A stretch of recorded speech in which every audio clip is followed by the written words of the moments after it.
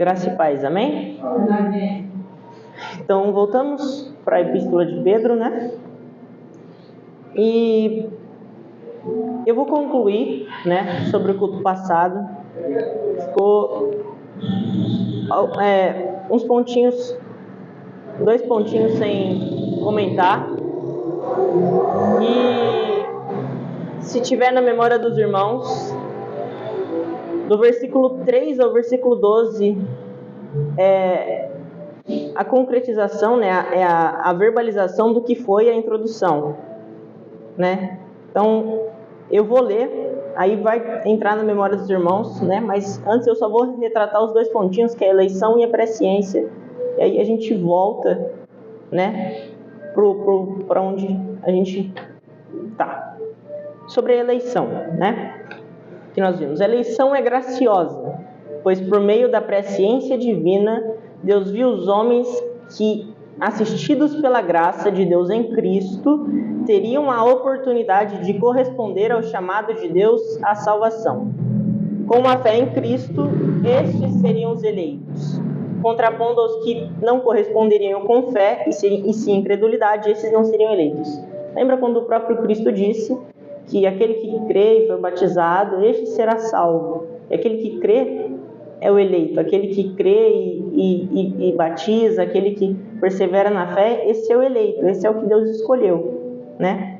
E Deus escolheu foi por meio da presciência, né? E tentando explicar um pouquinho basicamente o que é a presciência, é quando, por exemplo, a gente usa bastante essa ideia no nosso cotidiano. O futuro pertence a Deus, né? Então, é um pouquinho disso.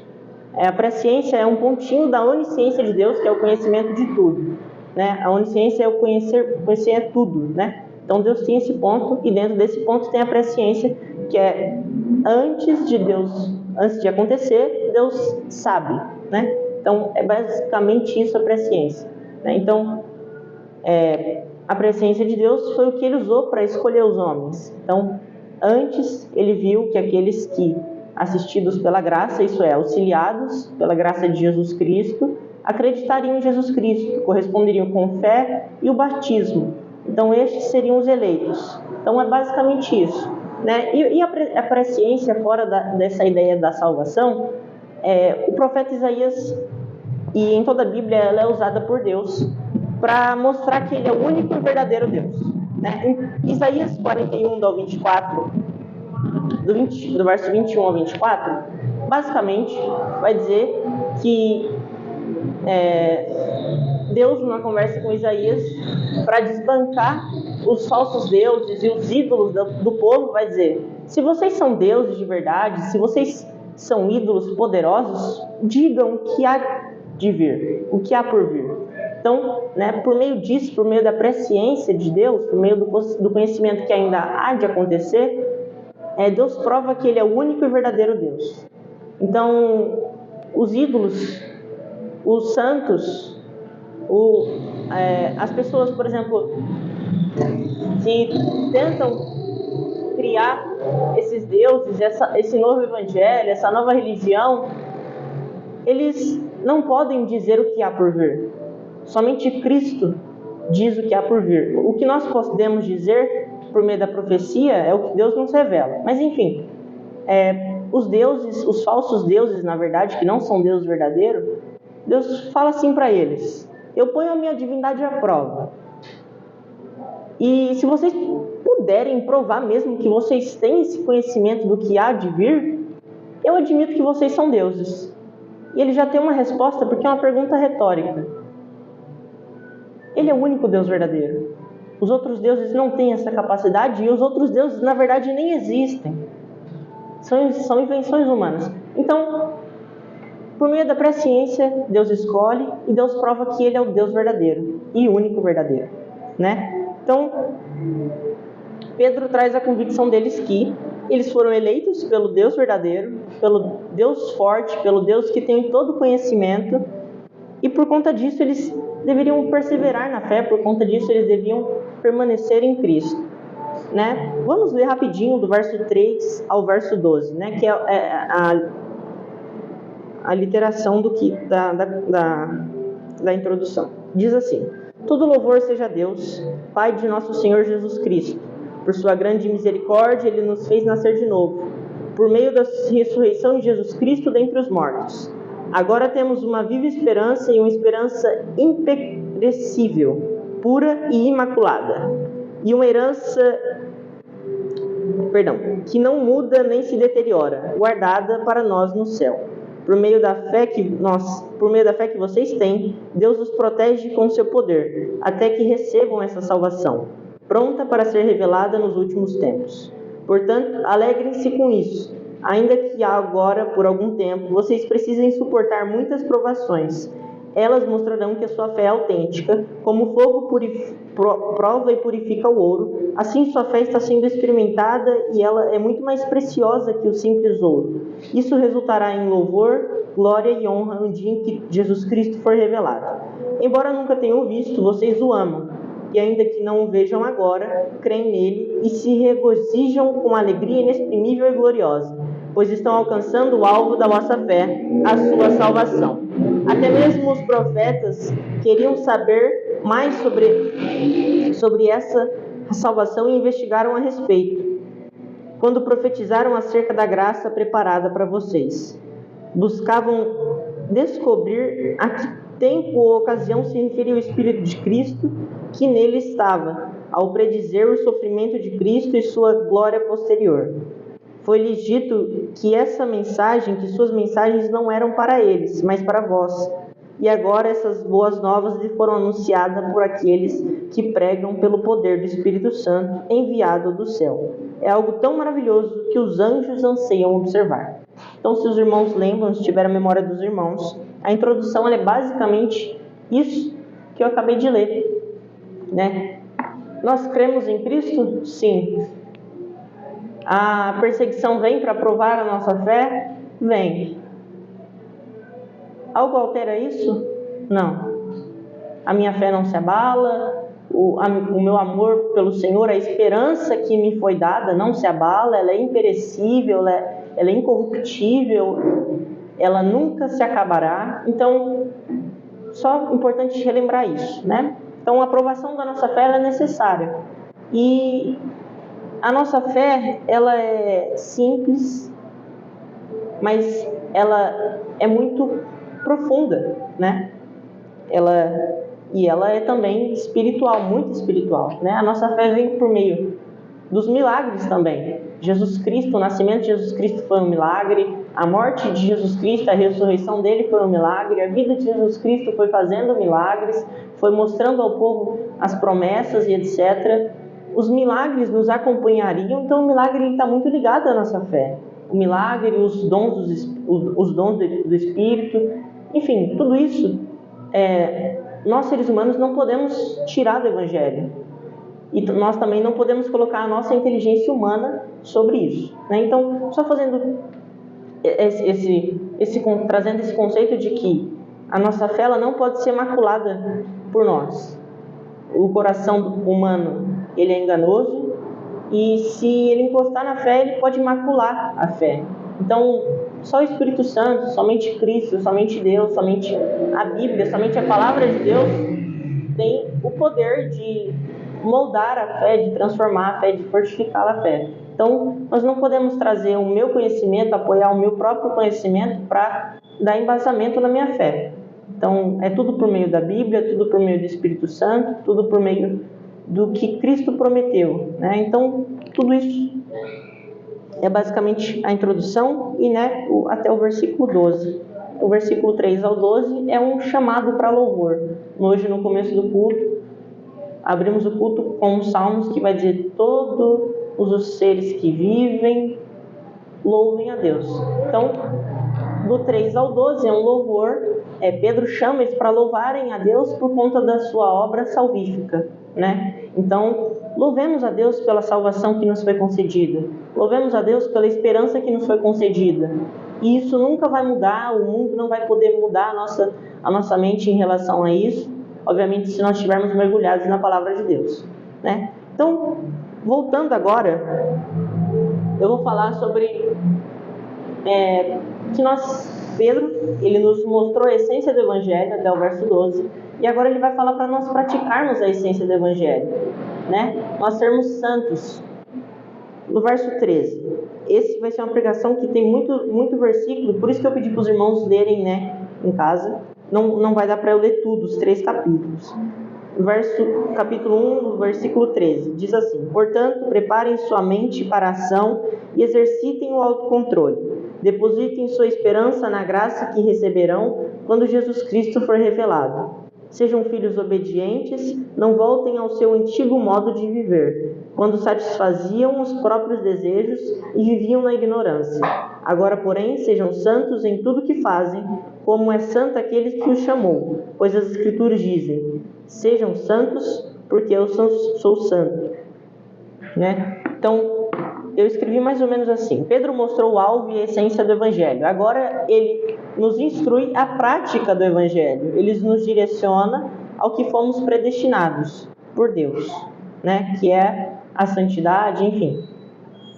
Assim como Cristo, mais para frente, também foi, né, eleito e predestinado, né, ao sofrimento, e por meio do sofrimento trazer a redenção humana aos homens.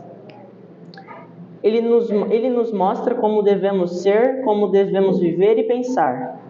Né? Então, o título da pregação, que é o emprego do eleito, é basicamente isso: como que nós, eleitos de Deus, como que nós que estamos alcançando a salvação e o alvo da nossa fé, né, que é a salvação, devemos viver aqui na terra como peregrinos, né? Ele vai embasar isso mais para frente. Né? Então, fomos salvos para a santidade, perseverança e ter um relacionamento pleno com Deus. Ele nos comprou por altíssimo preço. Vamos ler do 13 ao 21, né? A gente parou no 17 até o 21. Lembre-se de que o Pai Celestial, a quem vocês oram, não mostra favorecimento. Ele os julgará de acordo com as suas ações. Por isso, vivam com temor durante o seu tempo como residentes na terra.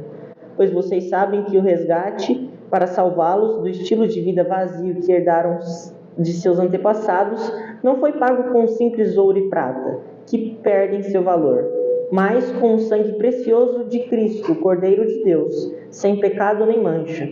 Ele foi o escolhido antes da criação do mundo, mas agora, nestes últimos tempos, foi revelado por causa de vós. Por meio de Cristo, vocês vieram a crer em Deus, depositam sua fé e esperança em Deus, porque Ele ressuscitou o Cristo dos mortos e lhe deu grande glória. Então, Ele vai estar convidando nós que entendemos isso, que estamos buscando a salvação em Cristo, a sermos santos, né? Ser santos, porque eu sou santo, né? É isso que vai dizer em Levítico também. E então, esse é o convite, né? Ele nos comprou por altíssimo preço, por isso nossa santidade é temorosa a Deus. Como purificados pelo sangue que nos comprou, seremos julgados segundo as nossas próprias ações. Portanto, nos apoiemos no Santo Espírito e busquemos a santidade. Então, é basicamente isso. Agora nós entendemos, nós somos batizados, nós entendemos que Cristo, nós cremos em Cristo como único e suficiente Salvador, nós devemos buscar a santidade. Isso não é novo para o ser humano, isso não é novo para nós. Porque no Antigo Testamento era assim: saiu do Egito, Deus disse: Moisés, diga a esse povo que eles devem ser santos porque eu sou santo. Vai entrar na figueira, na sarça ardente, tira as sandálias, tira as coisas impuras, porque eu sou santo, porque é um lugar santo. O templo, sumo sacerdote, o santíssimo lugar, sumo sacerdote. Então, a santidade, ela nunca esteve desconecta de Deus. Então, por isso que é importantíssimo nós, agora, na nova aliança, entendermos isso, que nós não devemos dispensar em nenhum momento a santidade. Mais para frente eu vou falar um pouquinho do que a santidade produz, né? Então, não dispense a santidade, irmãos. E, obviamente, a santidade, né, ela não é só fazer o que é certo, ela é fazer o que é certo e deixar de fazer o que é errado. Tem muita gente que, eu não bebo, não fumo, eu não faço isso, eu não faço aquilo, mas não louva com um coração verdadeiro, não louva com um coração que realmente ama a Deus em espírito e em verdade, deixa de pregar o Evangelho, deixa de fazer o que é correto no meio da comunidade. Ser santo também é praticar as coisas certas. Ser santo também é buscar a Deus em todos os momentos, né? Não é só fugir do mundo, né? Ser santo é fugir do mundo e buscar a Deus, né? Fugir de tudo que atrapalha o nosso convívio com Deus e fazer o que melhora o nosso convívio com Deus também, né? Então, somos chamados para sermos santos, né? A salvação, ela é basicamente isso. Sejam santos, porque eu sou santo. Sou santo. Nós viveremos no céu por meio da santidade. Lá nós teremos profunda comunhão com Deus, nós teremos plena comunhão com Deus por meio que nós fomos e alcançamos a santificação aqui na terra, né? Então, precisamos ser santos, irmãos, precisamos. No verso 22. Uma vez que vocês foram purificados de seus pecados quando obedeceram à verdade, tenham como alvo agora o amor fraternal sem fingimento. Amem uns aos outros sinceramente de todo o coração. Nós somos purificados de todo pecado e nós precisamos ser santos. E Pedro vai dizer, foquem no amor fraternal. Lembra que eu falei que a carta está muito mergulhada nas vivências de Pedro com Cristo? Pedro passou por momentos difíceis em relação ao amor fraternal, né? Quando Pedro foi buscar entender, foi buscar aprimorar essa ideia de amor fraternal, ele foi falar sobre perdão com Jesus, né? E ele perguntou, Jesus Cristo, quantas vezes eu preciso perdoar alguém que errou contra mim? Jesus Cristo vai dizer 70 vezes 7. Pedro vai dizer, nossa, mas né? Bastante coisa assim, né? É muito. Então me acrescenta fé, porque na minha carne eu não vou conseguir. Sem a fé que é concedida pelo Espírito Santo, sem o fruto que é concedido pelo Espírito Santo, eu não vou conseguir, né? Então a santidade, ela vem também por meio do Espírito Santo, né? O Espírito Santo que produz em nós o bom desejo, que produz em nós a boa essência. Então, alimente o Espírito Santo, né? Se você está com dificuldades para alcançar, né, a santidade, para sempre tá nessa busca constante pela santidade, alimente o Espírito Santo, busque incansavelmente pelo Espírito Santo. Então, né? Então o Espírito Santo nos concederá fé, nos concederá fé e amor fraternal, amor que é de irmão mesmo, né? Como nós vimos em Tito, de pai para filho, de amor de família mesmo, sem fingimento nenhum. É possível eu estar aqui falando para vocês que nós temos que amar sem fingimento e eu amar vocês sem fingimento. Então, eu preciso sempre pedir para o Espírito Santo me conceda muita fé, para que eu possa amar os meus irmãos sem fingimento nenhum, para que eu possa perdoar os meus irmãos sem fingimento nenhum, para que, eu perdoei de frente, mas depois, né? Depois eu não perdoei, depois eu levei em consideração os erros que cometeu, enfim. Então, precisamos que o Espírito Santo nos conceda fé para as coisas difíceis, para tudo, na verdade, da fé. Então, a santidade, ela requer fé. A santidade, o amor fraternal, ele vai nos requerer muita fé. Então, nunca esqueça de pedir ao Espírito Santo todo dia que você levantar. Espírito Santo, me conceda fé, para que eu não ame meu irmão com fingimento, para que eu não viva na minha comunidade como um infiltrado, como um falso cristão, como uma pessoa que não ama de verdade, como Cristo amou os meus irmãos. Então, sempre ore pelo Espírito Santo. O Espírito Santo me conceda fé para que eu possa orar com um coração verdadeiro, para que eu possa fazer o que for possível pelos meus irmãos com um amor verdadeiro, não com fingimento, né? Do verso 23 ao 25, diz assim: pois vocês nasceram de novo para uma vida que não pode ser destruída. Pois vocês nasceram de novo, não para uma vida que pode ser destruída, mas para uma vida que durará para sempre, porque vem da eterna e viva palavra de Deus. pois os seres humanos são como o capim. Sua beleza é como as flores do campo, o capim seca e as flores murcham, mas a palavra do Senhor permanece para sempre. Essa palavra é a mensagem das boas novas que lhe foi anunciada. Então, o meu corpo, ele enfraquece, ele começa a se enrugar, mas a minha vida, o novo nascimento é para a eternidade. Então, portanto, que não haja no meu coração, ainda que eu seja velho, ainda que eu não tenha mais forças para fazer muita coisa, que não haja no meu coração a vaidade por esse corpo mortal, mas que eu tenha um apreço muito grande pela minha e pela sua alma, pela nossa convivência como igreja, como irmãos. Então, que eu não tenha isso em mente, né? Que eu preciso cuidar de mim, eu preciso disso, eu preciso daquilo. Que eu tenho em mente o quê? O meu convívio com o meu irmão é muito mais importante que o meu próprio corpo. O meu amor fraternal pelo meu irmão é muito mais importante do que o meu sangue, né? Do que o sangue que nos diferencia. Então, tenha isso em mente.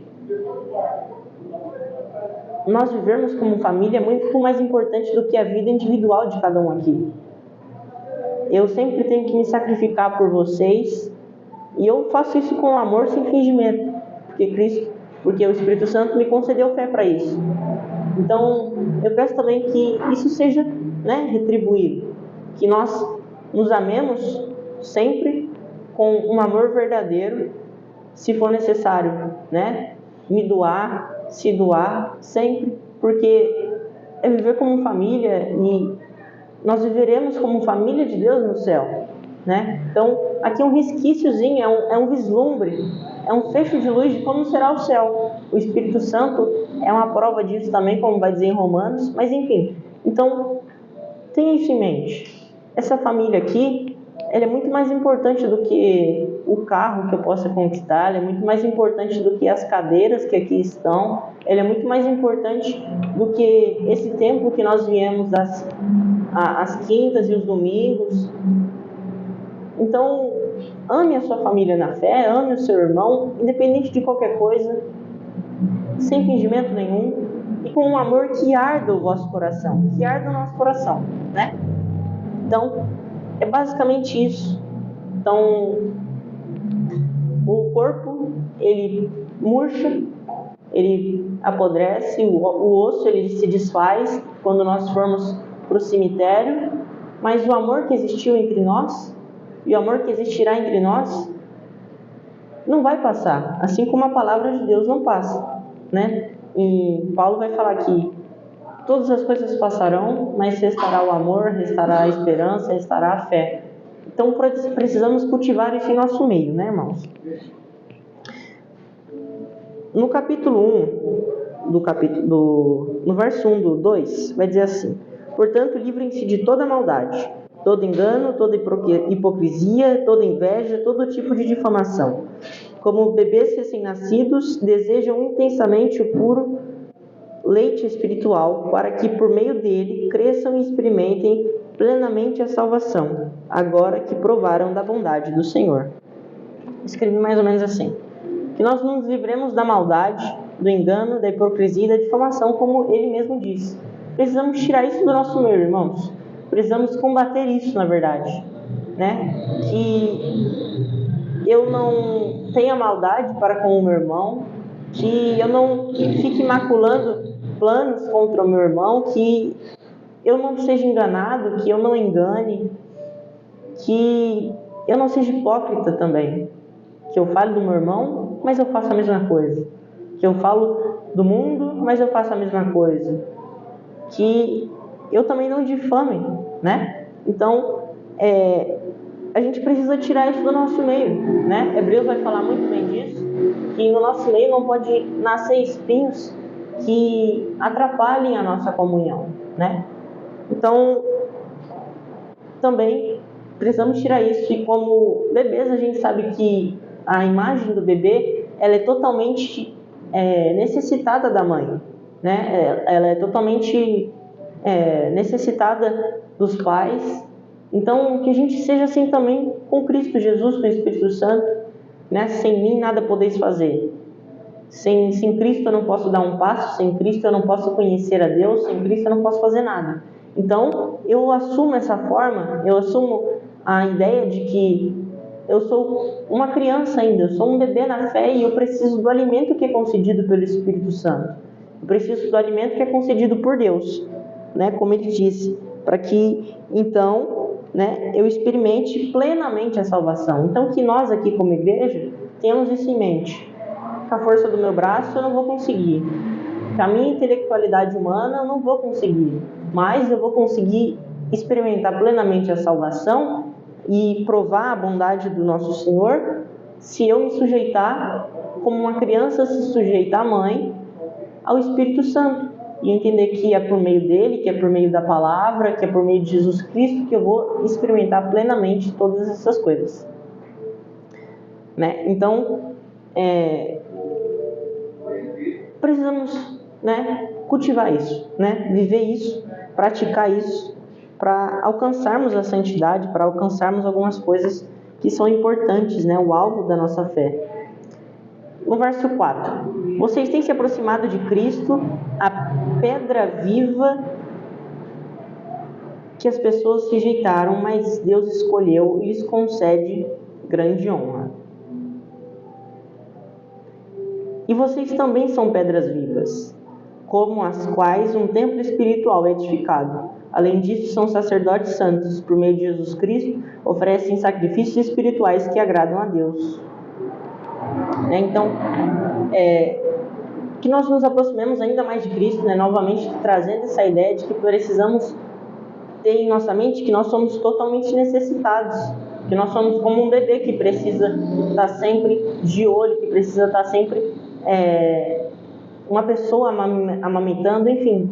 Então precisamos ter isso na nossa mente, que o nosso corpo aqui, a nossa igreja, ela precisa 100% de Jesus Cristo. Nós não conseguiremos fazer nada sem Jesus Cristo, sem o Espírito Santo, né? Que é o nosso Consolador, que é o que não nos deixará e não nos deixou órfão, né? Não nos deixa órfão.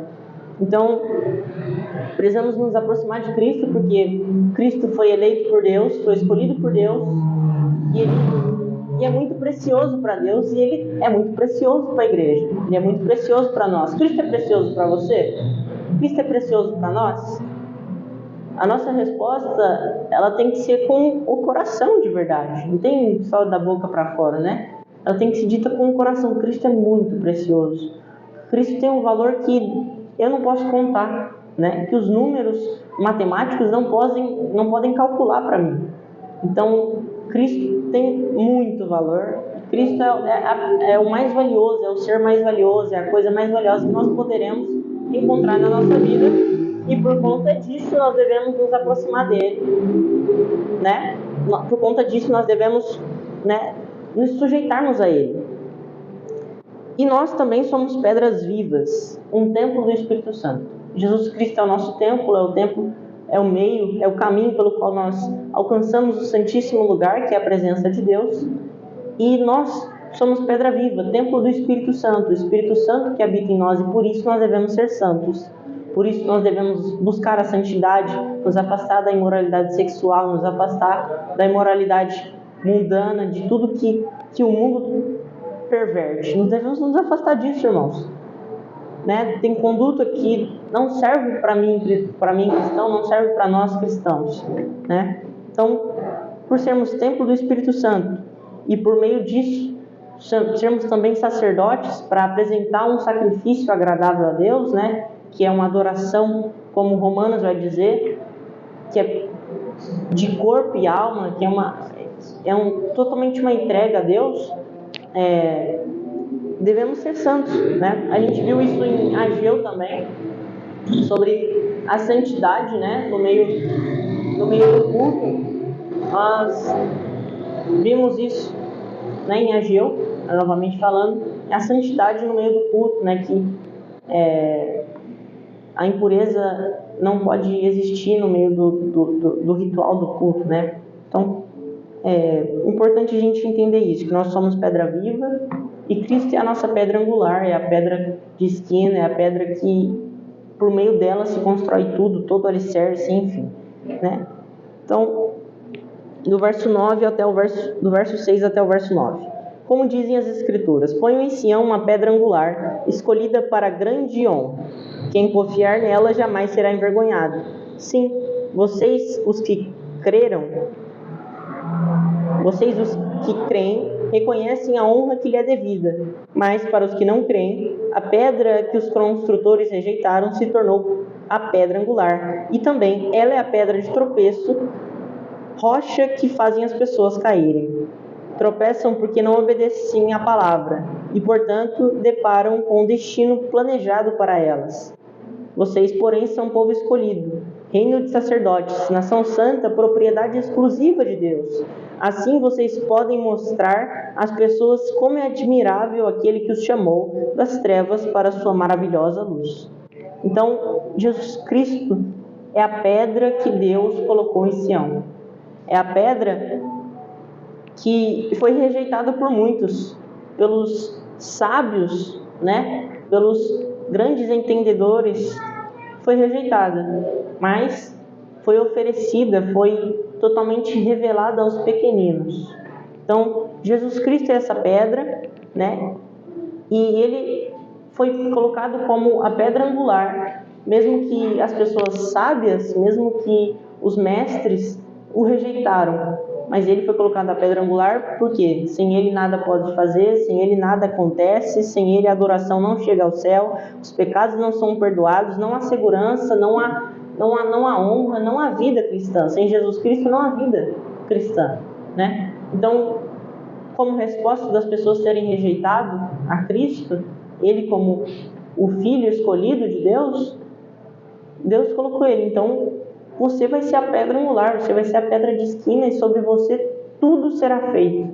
Todo o reino será sustentado, Então, Jesus Cristo, olha a importância, olha, até estranho, eu falar, olha a importância, mas olha o tamanho, olha a obra de Jesus Cristo, olha a importância do Filho para o Pai. O Pai falou, beleza, eles te rejeitaram, mas agora eu te constituo como a pedra que vai fundamentar tudo, literalmente tudo. Então, Jesus Cristo, não há palavras, na verdade, em qualquer dicionário para explicar a sua grandeza, para demonstrar quão poderoso, quão importante, quão perfeito ele é. Então, tenha isso na sua mente. Os grandes, os sábios, entre aspas, rejeitaram a pedra, mas Deus instituiu essa pedra para fazer tudo, toda a vida que nós conhecemos. E nós devemos nos apegar a essa pedra, devemos crer, e não devemos deixar de crer para tropeçarmos, Então, eu escrevi basicamente assim: por meio dela se bifurcam os destinos, a salvação e a condenação. Quem nela confia alcança a salvação e torna-se santuário do Espírito. Porém, quem nela não confia e a despreza, por ela tropeça e é condenado, Então, essa pedra, ela é o que difere. Quem crê em Jesus Cristo, quem crê nessa rocha, alcança a salvação, se torna templo do Espírito Santo, vai estar ali sendo sustentado por Cristo. E quem não crê, quem despreza, alcança a salvação, como alcança, a condenação, como foi dito. Então,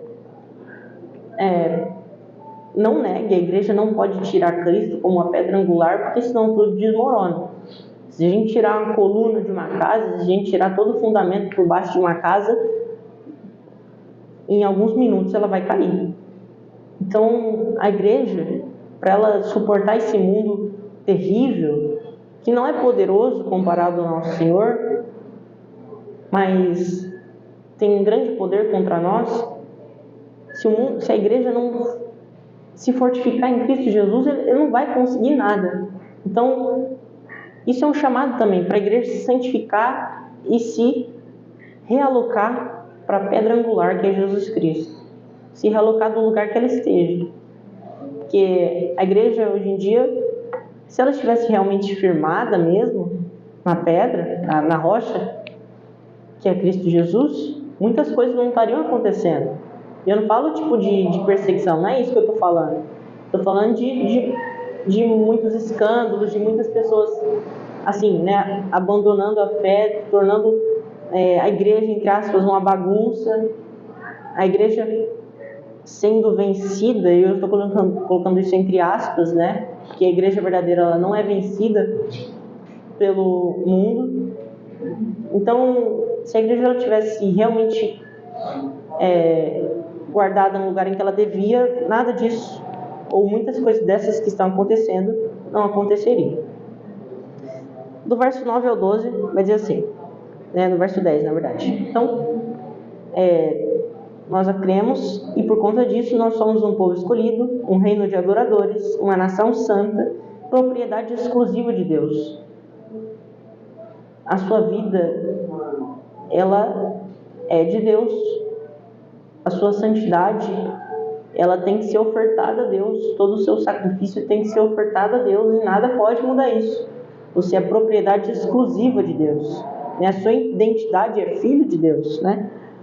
Então, no verso 10. Antes vocês não tinham identidade como povo, agora são povo de Deus. Antes não haviam recebido misericórdia de Deus. Amado, eu os advirto como peregrinos e estrangeiros que são, a manter distância dos desejos carnais que lutam contra a alma. Procurem viver de maneira exemplar entre os que não creem. Assim, mesmo que eles os acusem de praticar o mal, verão seu comportamento correto e darão glória a Deus quando ele julgar o mundo. Então, a santidade e o firmamento em Cristo, ele serve para isso. Ainda que o mundo tente nos esmagar, ainda que o mundo tente, né, nos afligir, nos culpar, nos acusar, no final só vai dar muito mais honra, muito mais glória para o julgamento de Deus, né? No final, nós seremos, entre aspas, a Bíblia que eles nunca leram e não terão muito o que falar no julgamento de Deus, né? Então, a santidade, ela é indispensável para o peregrino, ela é indispensável para o estrangeiro, que é o povo de Deus, né? Não tínhamos identidade, mas agora temos, povo de Deus. E Deus é santo, e devemos ser santos como Ele é santo. Entrando agora no verso 13, que vai falar sobre a santidade civil. Eu não vou ler tudo, para que dê tempo. É bem resumidinho esse capítulo, ele é bem pequeno. Vai ser do 2:13 até o 3:7, né? Do 13 ao verso 17 vai falar sobre o respeito às autoridades, né? Vou ler um pouquinho. Novamente, a igreja não defende partidos políticos, como foi dito na introdução, mas defende as doutrinas bíblicas. Devemos nos sujeitar às autoridades, como Cristo se sujeitou aos julgamentos do Sinédrio, de Pilatos e Herodes.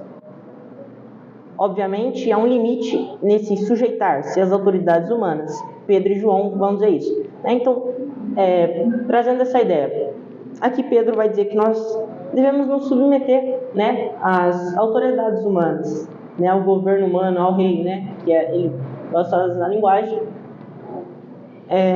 De fato, devemos entender que nós somos estrangeiros, né, então nós somos estrangeiros e nós devemos respeitar. Por exemplo, o presidente tal quer fazer isso pelo povo dele. Ok, tudo bem, respeito, mas eu respeito porque eu tenho em mente que, de certa forma, não é para mim, e sim, não é para mim porque a minha identidade e o meu lugar, a minha nação é no céu, né? Por exemplo, se o presidente quer fazer isso pelo povo, quer implementar uma nova lei ou algo desse tipo, eu devo entender, tudo bem. Se for uma lei para me perseguir, tudo bem, como foi dito na introdução. Se for uma lei para me forçar a negar a Cristo, tudo bem, né? Mas, agora voltando para Pedro e João. Pedro e João foram chamados, foram convocados no Sinédrio, porque eles tinham, por meio do nome de Cristo Jesus curado uma pessoa, e aquela pessoa está falando: Jesus Cristo, eu fui curado por meio de Jesus Cristo. Né? No começo de Atos lá, eles curam pessoas, estão pregando, e o Sinédrio vai pedir: mas com que autoridade vocês estão fazendo isso? Com que autoridade vocês estão curando? E eles vão dizer: com a autoridade de Jesus Cristo. E eles vão falar: então não toquem nunca mais nesse nome, não falem nunca mais nesse nome de Jesus Cristo, acabou a história, morreu Jesus Cristo, e é isso. E se vocês tocarem, vocês serão presos, vocês serão mortos. Pedro, cheio do Espírito Santo, é isso que o capítulo relata, vai dizer: a quem nós devemos obedecer verdadeiramente? A um rei, a um sinédrio que quer me forçar a negar a Cristo, ou ao meu Deus, ao Deus verdadeiro? Obviamente devemos obedecer ao Deus verdadeiro, né? Então esse respeito às autoridades, ele vai até o ponto em que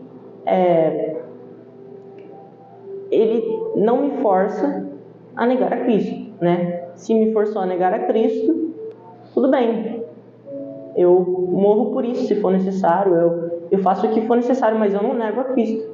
Tudo bem, eu desobedeço, eu descumpro uma lei, mas eu não nego a Cristo, né? Então, esse respeito pelas autoridades, né, basicamente isso, vai dizer para orar também pelas autoridades, enfim. Então, antes da cidadania romana, eles eram cidadãos do céu, né? E eles buscavam sempre a vontade de Deus, né? Independente se eles sofressem por ela, né? E ainda que os acusassem falsamente, não teriam sustento para isso, né? Então, as autoridades querem me acusar, como a gente viu na introdução, querem acusar os crentes de arrogantes, querem acusar os crentes de antipatrióticos, que queriam perverter a sociedade, que isso e que aquilo, e que não sei o que lá. Querem sempre acusar, querem sempre perseguir, mas, novamente, como foi dito na introdução, tudo bem, não tem problema nenhum, não me preocupo com isso, porque a minha cidadania antes de brasileiro, antes de romano, é cidadão do céu. Então, as autoridades, ela tem esse ponto, né? Respeito e etc., mas até o ponto em que não me force a negar a Cristo Jesus. E no verso 18 ao 25, né, vamos ler só para ficar bem rapidinho, que é coisa pouca. Por causa do Senhor, submetam-se a todas as autoridades humanas, seja o rei como autoridade máxima, seja os oficiais nomeados e enviados por ele para castigar e fazer o bem ou o mal, e honrar os que fazem o bem. Para castigar os que fazem o mal e honrar os que fazem o bem. É da vontade de Deus que, pela prática do bem, vocês calem os ignorantes que os acusam falsamente, pois vocês são livres e, no entanto, escravos de Deus. Não usem da sua liberdade como desculpa para fazer o mal. Tratem de todos com respeito e amem seus irmãos em Cristo e temam a Deus e respeitem o rei. Devemos respeitar o rei? Sim, devemos respeitar os nossos irmãos, amá-los, obviamente, né? Somos livres, mas também somos escravos de Deus, e não negaremos isso, até que, né? Até não, né? Mesmo que, na verdade, a morte seja proposta a nós. E no verso 18 ao 25 vai falar sobre a santidade no trabalho. Ele vai dar o exemplo do escravo, né? Que, como a gente bem viu, na maioria das cartas vai falar sobre isso. Cristo também, em Filipenses, né? Ele foi tratado como uma pessoa que estava no mais alto nível de honra, desceu ao mais baixo nível de dignidade, que era escravo e serviu, enfim, a gente viu isso em Filipenses. Vai dizer assim: vocês, escravos, submetam-se ao seu Senhor com todo respeito, façam o que ele mandar, não apenas se for bondoso ou amável, mas até se for cruel, porque Deus se agradará de vocês quando, conscientes da verdade dele, da vontade dele, suportam com paciência o tratamento injusto. Claro que não há mérito algum em ser paciente quando são açoitados por terem feito mal, mas se sofrem por terem feito o bem e suportam com paciência, Deus se agradará de vocês, porque Deus os chamou para fazerem o bem, mesmo que isso resulte em sofrimento, pois Cristo sofreu por vocês. Ele é um exemplo disso. Sigam seus passos. Ele nunca pecou nem enganou ninguém, nem revidou quando foi insultado. nem ameaçou se vingar quando sofreu, mas deixou o seu caso nas mãos de Deus, que sempre julga com justiça. Ele mesmo carregou nossos pecados em seu corpo na cruz, a fim de que morrêssemos para o pecado e vivêssemos para a justiça. Por suas feridas somos curados. Vocês eram como ovelhas desgarradas, mas agora voltaram para o Senhor, para o pastor, o guardião da sua alma. Então, ele vai falar que você é escravo, né? Trazendo para os dias de hoje, servo, trabalhador. Você tem que trabalhar para o seu trabalhador como se fosse para Cristo. Ah, mas o meu trabalhador, o meu patrão, ele quer me explorar, ele quer me contorcer em várias partes para ter um lucro, para isso e para aquilo. Eu devo trabalhar para ele como se eu estivesse trabalhando para Cristo. Sem reclamar, sem... Tudo bem. Independente se ele for bom, né? Trazendo para o Senhor, independente se ele batia nos escravos ou não. Obviamente, né? É chato, é ruim essa ideia, mas a santidade, ela vai até nesse nível. Tudo bem, ele me açoita, mas eu trabalho para ele como se eu estivesse trabalhando para o meu Senhor no céu. Ele judia de mim, ele me xinga, ele isso e aquilo, mas eu trabalho para ele como se eu estivesse trabalhando na vinha do meu Senhor, né? Então, nunca saia da empresa, do local onde você trabalha, xingando seu patrão, odiando seu patrão, porque ele perseguiu, porque ele falou isso, porque ele falou aquilo. Nunca saia do emprego brigado com seus colegas de trabalho, nunca saia com uma conduta que não é de cristão, né? Então, eu vou sair do meu emprego, o patrão for ruim, beleza, patrão, sou grato ainda, porque mesmo você sendo ruim, eu consegui trazer o sustento para minha casa. Mesmo você maltratando, Jesus Cristo me deu graça para suportar com paciência, e por conta disso, de eu ter suportado com paciência, eu ainda agradei a Deus, né? Então, o sofrimento por fazer o bem só tem vantagens, porque eu vou estar participando do sofrimento de Cristo, vou estar agradando a Deus, vou estar alcançando passos que são necessários para a salvação. Então, se você sofre porque você está fazendo bem, andando na conduta cristã, não se importe, dê graças a Deus, né? Ah, o patrão está me perseguindo, a minha conduta é de cristão, eu dou graças a Deus, né? E no capítulo 3, até do 1 ao 7, né, vai falar sobre o matrimônio, a santidade no matrimônio. Já está acabando, literalmente isso. Diz assim: da mesma forma, vocês esposas, sujeitem-se à autoridade do seu marido, assim mesmo que ele se recuse a obedecer a palavra, será conquistado por sua conduta, sem palavra alguma, mas por observar seu modo de viver puro e reverente.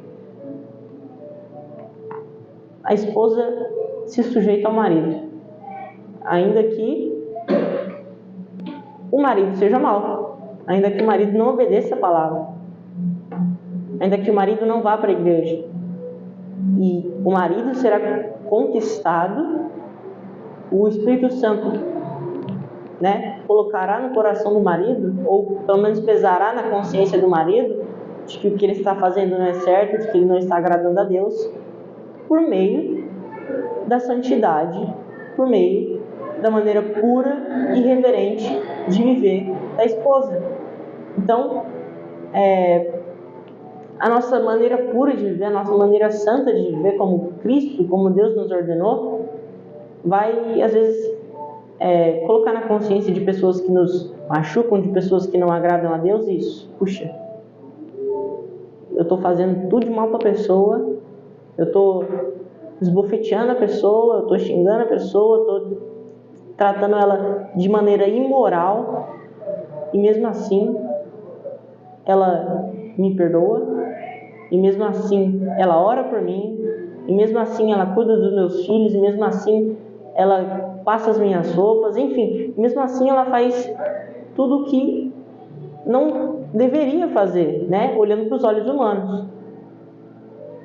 Então, a santidade, às vezes, ela vai colocar isso na mente das pessoas, né? Não são todos os casos, tem pessoas que não se importam realmente, mas a santidade nossa, silenciada, apenas a ação, vai dizer muito mais do que muitas palavras Tem muita gente que vai ser muito mais convencido com a nossa vivência, com o nosso modo puro de viver reverente a Deus, do que com a nossa pregação verbal, né? Porque viver e praticar também é um modo de pregar a palavra de Deus, né? Então, tenha isso em mente, né? E vai dizer assim: não se preocupe com a beleza exterior obtida com penteados extravagantes, joias caras e roupas bonitas. Em vez disso, vistam-se com a beleza que vem de dentro e não desaparece. A beleza de um espírito amável e sereno, tão precioso para Deus. Era assim que se adornavam as mulheres santas do passado. Elas depositavam sua confiança em Deus e se sujeitavam à autoridade do marido. Sara, por exemplo, obedecia a Abraão e chamava-o de Senhor. Vocês são filhas dela quando praticam o bem, sem medo algum. Então, novamente, instrução à mulher. Seja como Sara. Seja como as mulheres do passado. Não tenha em mente isso, porque esse movimentinho hoje feminista, que as mulheres, o seu corpo é sua regra, não sou obrigada a ficar me sujeitando a qualquer coisa, e isso e aquilo, e qualquer coisa é motivo de eu acabar meu casamento, e porque eu não preciso de homem nenhum, e por conta disso, e daquilo, outro, né? Não devemos cair nesse papinho, né? Nessas falácias, né? Que são essas ideologias de hoje. Antes devemos fazer como as mulheres antigas, né? Obviamente falando as mulheres, né? Submeter o marido, obviamente. O marido é o cabeça da casa, assim como Cristo é o cabeça da igreja, né? Essa questão do casamento, né? Então, é de suma importância a mulher não se preocupar com o penteado do cabelo, não se preocupar com a beleza corporal, não é isso. Se vista da melhor maneira para o seu marido, de uma maneira serena e de uma maneira amável. Não procure, por exemplo, vou sair, eu tenho que vestir o meu melhor vestido. Não. O melhor vestido que eu vou vestir é a minha modéstia, é a minha pureza, né? Para que nenhum homem dê cantada em cima de mim. Tem um casal que eu gosto muito, né? Que não são crentes, se eu não me engano, não praticam, né? Não vão à igreja nem nada, mas ela vai dizer que para que o marido dela se sinta confortável, ela faz questão de nenhum homem, dar brecha para nenhum homem dar uma cantada nela. Então, a mulher ela tem que ter isso em mente, tem que ter isso no coração. A roupa mais bonita que eu vou usar para sair com o meu marido, a roupa mais bonita que eu vou usar para vir aos cultos com o meu esposo é essa: a modéstia, a pureza, né? A amabilidade, a serenidade, né? Aquela pessoa barulhenta, que briga, que não tem calma, que é impaciente, que isso e que aquilo, que briga, que nem aquela pessoa que só trata com rispidez, que despreza, entendeu? Não é assim. Então, a mulher deve viver para com o esposo dessa maneira, de maneira amável, serena, pura, né? Preciosa, se adornar dessas coisas, né? Em relação ao marido agora, da mesma forma, vocês maridos honrem sua esposa, sejam compreensivos no convívio com ela, pois ainda que seja mais frágil que vocês, ela é igualmente participante da dádiva da nova vida concedida por Deus. Tratem-na de maneira correta para que nada atrapalhe vossas orações. O marido honre a sua esposa. Não abra espaço para o desrespeito para com a sua esposa. Não deixe que o fulano desrespeite sua esposa. Não deixe que você desrespeite a sua esposa. Não pode haver isso no casamento. Não pode haver isso em nada. A sogra desrespeitou a esposa. Não pode. O marido tem que defender a honra, tem que defender o respeito da esposa, tem que defender, né, a esposa de qualquer jeito, como Cristo defende a igreja, né?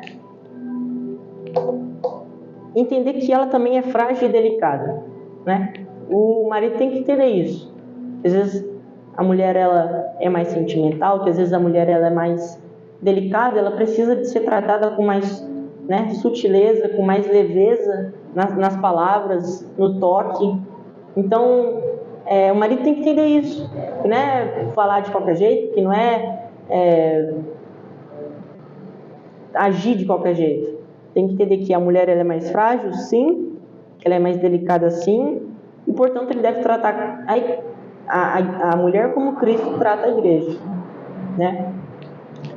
Ser compreensivo, né? Ser aquela pessoa que não entende nunca o lado da esposa, que não entende nunca o lado, né, do outro lado do matrimônio. Ser carinhoso também e ser amoroso. Não é aquela pessoa que, enquanto a esposa às vezes precisa de um momento mais carinhoso, fica longe, não se aproxima, não trata do que a esposa precisa. É de obrigatoriedade do marido suprir as necessidades da esposa. Se a esposa está precisando de alguma coisa espiritual, o marido deve ir lá suprir. Se o marido está precisando de alguma coisa espiritual, de alguma ajuda, de oração, a esposa deve ir lá suprir. Então, é um suprindo o outro. Obviamente, né, como foi dito, ambos, ainda que ela seja mais fácil, ambos são igualmente participantes da dádiva da vida nova, da nova vida, concedida por Deus.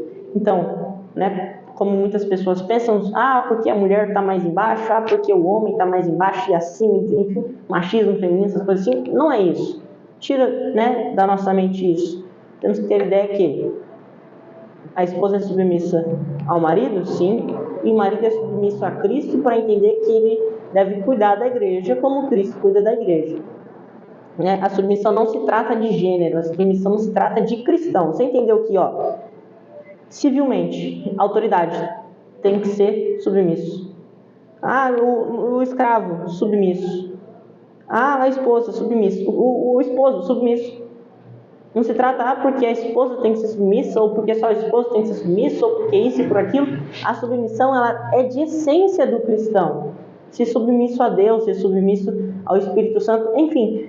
Então, né, tira essas coisas da nossa mente, que às vezes, né, são pedrinhas na nossa mente, que dificultam a vivência e a prática da palavra. Então, o esposo tem que entender isso. A mulher é mais frágil, sim, eu preciso ser compreensivo, preciso ser carinhoso, preciso ser amoroso, não posso tratar com rispidez nem brutalidade, porque se eu fizer isso, eu vou estar descumprindo o que eu prometi para ela no altar, eu vou estar descumprindo o que eu prometi para ela diante de Deus, e por conta disso as minhas orações não serão ouvidas, né? Então, tenha isso, o marido, tanto a esposa quanto o cristão, tenha isso no seu coração, né? Assim que eu encerro. Busque a santidade, tanto no matrimônio, tanto, né, no trabalho, quanto na vida civil, né, quanto na igreja, no amor fraternal entre os irmãos. Busque a santidade independente de qualquer coisa, né, independente do sofrimento, enfim. Busque a santidade. Nós somos chamados para sermos santos. Amém, irmãos?